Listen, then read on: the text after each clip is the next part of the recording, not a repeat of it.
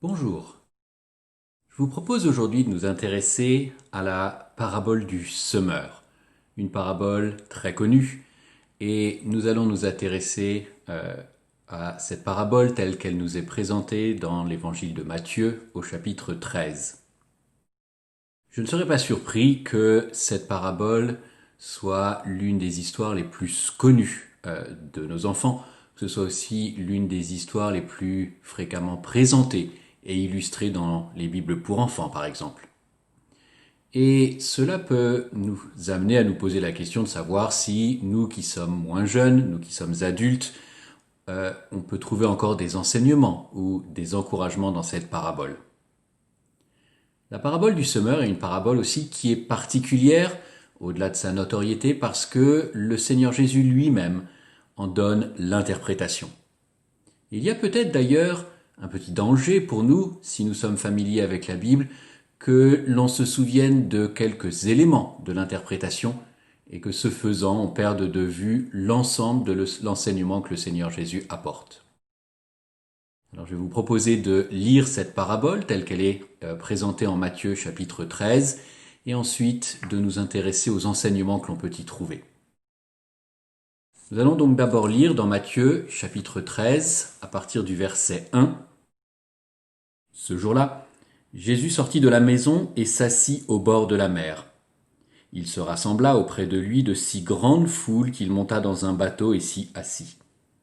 Toute la foule se tenait sur le rivage. Il leur parla longuement en parabole. Il disait, « Le semeur sortit pour semer. Comme il semait, des grains tombèrent le long du chemin. Les oiseaux vinrent et les mangèrent. D'autres tombèrent dans les endroits pierreux où il n'avait pas beaucoup de terre. Ils levèrent aussitôt parce que la terre n'était pas profonde, mais quand le soleil se leva, ils furent brûlés et se desséchèrent faute de racines. D'autres tombèrent parmi les épines montèrent et les étouffèrent. D'autres tombèrent dans la bonne terre. Ils finirent par donner du fruit, l'un 100, l'autre 60, l'autre 30. Que celui qui a des oreilles entende. » Et nous allons sauter quelques versets et toujours dans ce chapitre 13, lire à partir du verset 18, où le Seigneur Jésus s'adresse à ses disciples et leur dit « Vous donc, entendez la parabole du semeur. Lorsque quelqu'un entend la parole du règne, il ne la comprend pas, le mauvais vient s'emparer de ce qui a été semé dans son cœur. C'est celui qui a été ensemencé le long du chemin. Celui qui a été ensemencé dans les endroits pierreux, c'est celui qui entend la parole et la reçoit aussitôt avec joie, mais il n'a pas de racine en lui-même, il ne tient qu'un temps.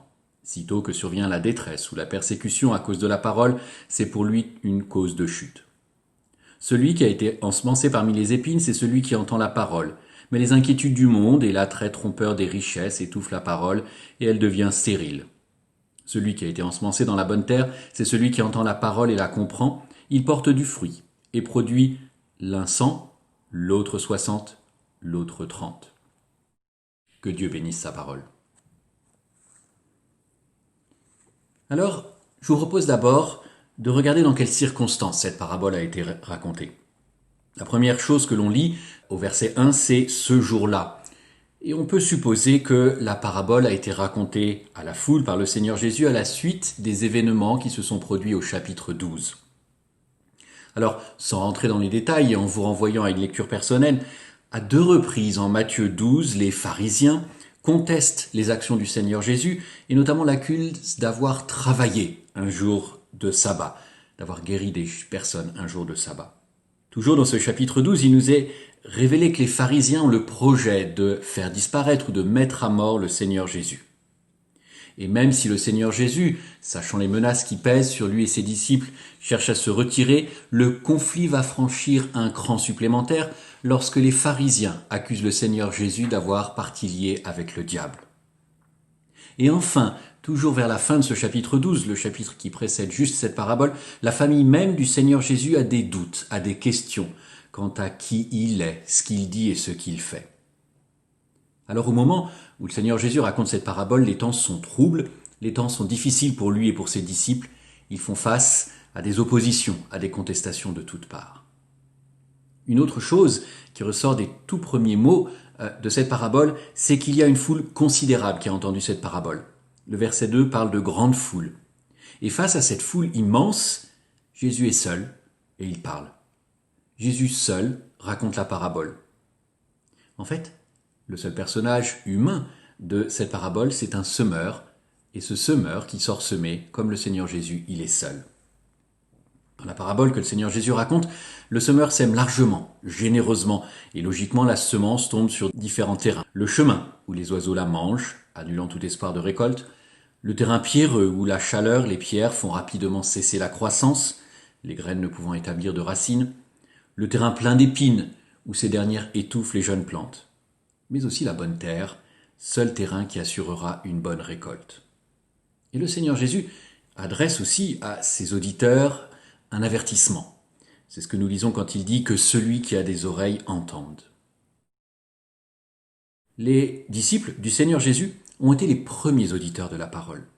Et en Matthieu 13, versets 18 à 23, le Seigneur Jésus lui-même leur donne l'explication, ce qui est un fait assez rare dans l'ensemble des paraboles que le Seigneur Jésus raconte.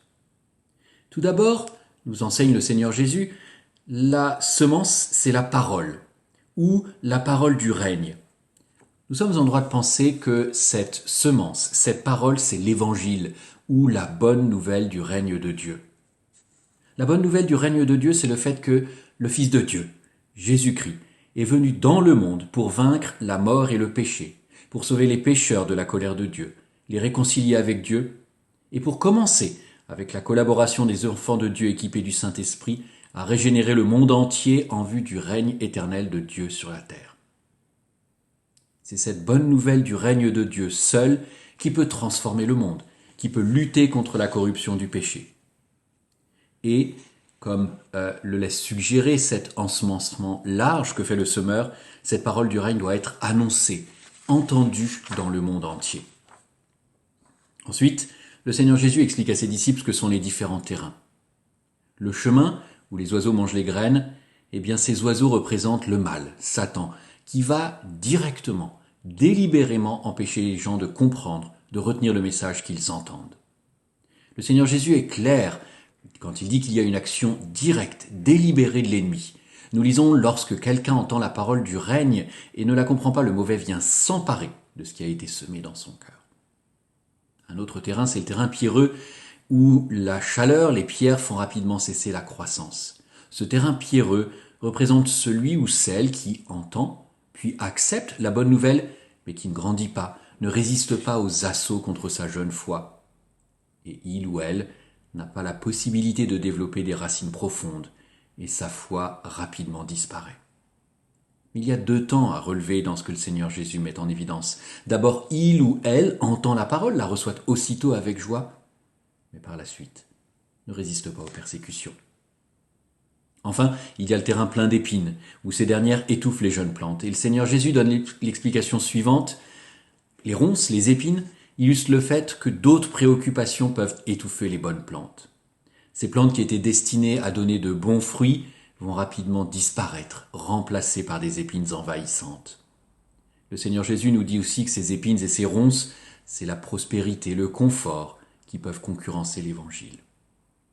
Mais enfin, il y a la bonne terre qui assurera seule une bonne récolte. Cette bonne terre, c'est le seul endroit qui permette au semeur de récolter le fruit de son travail. Dans la bonne terre seule, la bonne nouvelle du règne de Dieu peut s'enraciner, se développer et laisser apparaître de bons fruits. Alors, quelles applications pour nous ?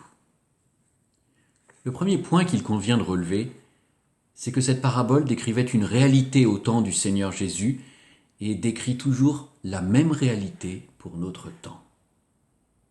Les disciples ont entendu la parabole, tout comme la foule, mais les disciples ont aussi entendu l'explication. Et, ajouterai-je, les disciples ont vu aussi cette parabole s'illustrer dans la vie et dans le ministère du Seigneur Jésus. Une lecture, même rapide, des chapitres qui précèdent cette parabole nous montre que d'abord, en Matthieu 10, le Seigneur Jésus a envoyé ses disciples en mission.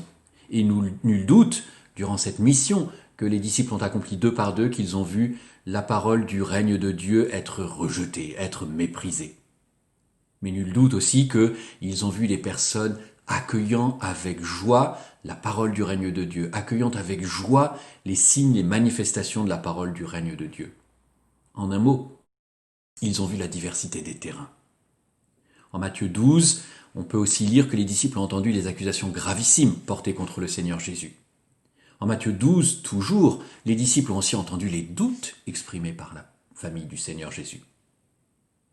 Ainsi, l'évocation de ces quelques épisodes qui précèdent nous montre que les disciples ont vu l'action délibérée de Satan, qui veut empêcher que la parole de Dieu soit entendue, qui veut empêcher que la parole de Dieu soit comprise et qu'on la laisse agir dans les vies. Les disciples ont vu les foules immenses qui écoutent le Seigneur Jésus, mais ils ont aussi vu l'ennemi à l'œuvre, essayant de détruire la semence avant qu'elle ne germe. On dit parfois que les paraboles sont des histoires qui illustrent des réalités spirituelles. J'espère que cette définition n'est pas trop simplificatrice. Mais rappelons et peut-être comprenons ou redécouvrons que cette parabole, la parabole du semeur, que nous connaissons tellement, n'est pas qu'une illustration pour les disciples. Pour les disciples, elle décrivait une réalité qui se déroulait sous leurs yeux. Et de même, pour nous, cette parabole n'est pas qu'une illustration, n'est pas qu'une histoire que l'on aime entendre. Elle décrit aussi une réalité qui se déroule dans notre temps, qui se déroule sous nos yeux.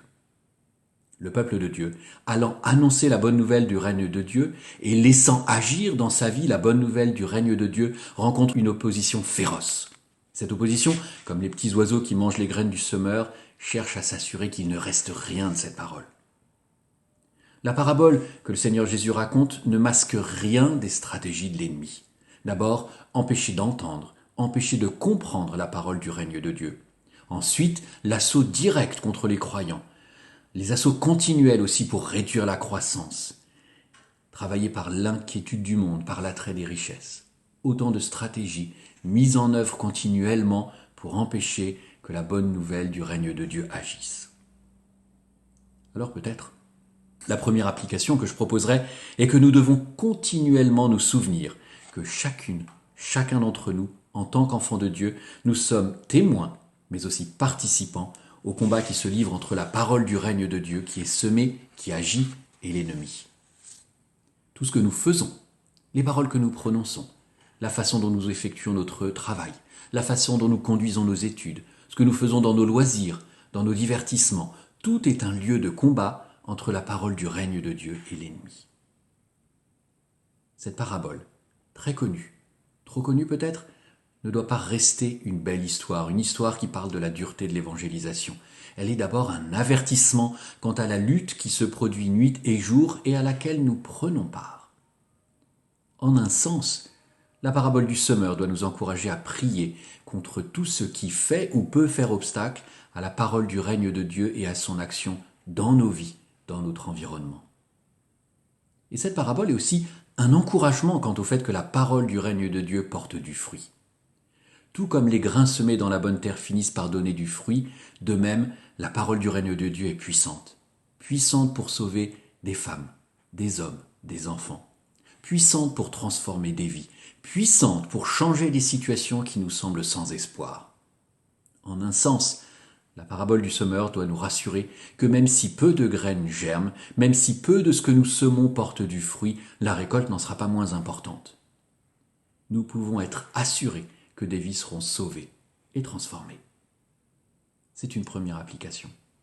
C'est une application qui est peut-être plutôt tournée vers l'extérieur, vers l'annonce de la parole du règne de Dieu. Mais il y a aussi un second niveau d'application qui est peut-être plus tourné vers nous-mêmes, vers nos cœurs, plus tourné vers l'intérieur. Ce que recherche le semeur, c'est une bonne récolte, obtenir beaucoup de fruits. Dans un livre que je lisais il y a quelques années, un auteur faisait remarquer à propos du mot « fruit » dans la parole de Dieu que, et je le cite, « il ne faut pas confondre les mots succès et fruit ».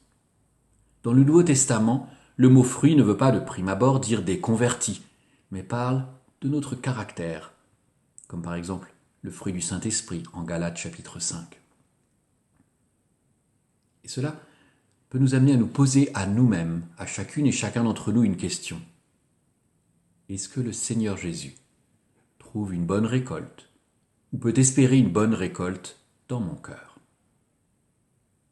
Est-ce que le Seigneur Jésus peut espérer une bonne récolte dans ma vie? Si je dis que la semence est la parole du règne de Dieu, c'est pour insister que cette semence que j'ai acceptée, qui a germé, doit transformer continuellement la totalité de ma vie, de façon à ce que je porte de plus en plus de bons fruits.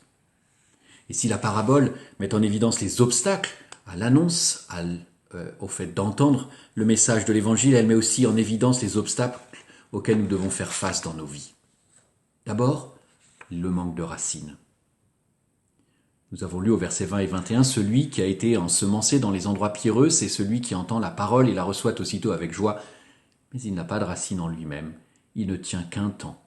Sitôt que survient la détresse ou la persécution à cause de la parole, c'est pour lui une cause de chute. » Il est facile de penser à des personnes que nous connaissons ou que nous avons connues, qui ont accepté avec joie le message de l'Évangile, mais qui ont rapidement perdu cet enthousiasme au point de se détourner de la foi.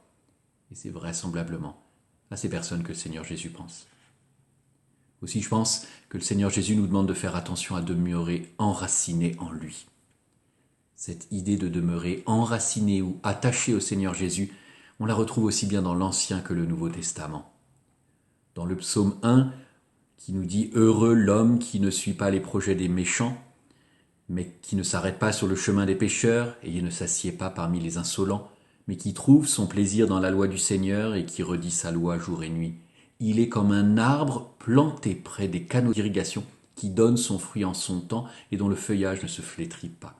Tout ce qu'il fait lui réussit. » Le bon arbre, il est planté près des sources d'eau, près des canaux d'irrigation. Et en Jean chapitre 15, le Seigneur Jésus, s'adressant aux disciples, leur dit « Demeurez en moi comme moi en vous. Tout comme le sarment ne peut de lui-même porter du fruit s'il ne demeure dans la vigne, vous non plus, si vous ne demeurez en moi. » Faisons attention à demeurer attachés, ancrés, enracinés au Seigneur Jésus. Et encourageons-nous à demeurer attachés, enracinés dans le Seigneur Jésus. Prenons garde à nos racines. Sans racines profondes, nous ne pourrons pas tenir le coup face aux attaques de l'ennemi. Sans racines profondes, sans racines croissantes, nous ne pourrons pas donner de bons fruits. Un autre obstacle que cette parabole met en évidence, à l'œuvre, à l'action de la parole de Dieu, du règne de Dieu dans nos vies, c'est aussi la concurrence du confort. Nous avons vécu de nombreuses années au Bénin. Et l'une des choses que j'ai vues et qui me réjouit, qui me réjouissait, qui me réjouit toujours, c'est d'avoir vu le niveau de vie de beaucoup de personnes au Bénin s'améliorer. D'avoir vu beaucoup de nos amis avoir accès à plus de ressources, pouvoir utiliser et faire plus de projets. C'est un sujet de reconnaissance, c'est une bénédiction pour nos amis et pour le pays. Et je sais aussi, après une parenthèse de plusieurs années hors d'Europe, je peux constater que le niveau de vie s'est aussi amélioré. Je suis bien évidemment très conscient des inégalités qui se sont accrues.